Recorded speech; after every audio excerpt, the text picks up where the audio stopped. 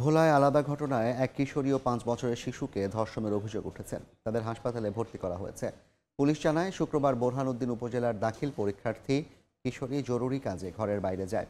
এ সময় আগে থেকে ওৎ পেতে থাকা প্রতিবেশী ওমর কাজী অস্ত্রের মুখে জিম্মি করে তাকে বাগানে নিয়ে ধর্ষণ করে।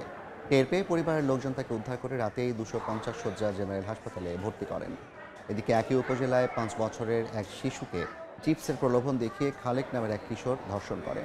ঘটনার পর পলাতক রয়েছে অভিযুক্তরা।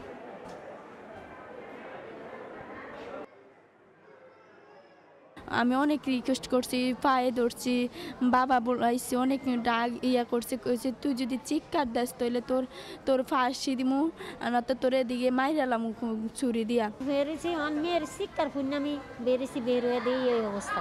আমি ফাঁসি দাবি করি। সকল ধরনের চিকিৎসা সেবা আমরা দেই এবং তাদেরকে পরীক্ষা নিরীক্ষা করার জন্য যে ধরনের ব্যবস্থা গ্রহণ করা প্রয়োজন আমরা সমস্ত ব্যবস্থা গ্রহণ করি এবং বর্তমানে তারা আশঙ্কামুক্ত রয়েছে।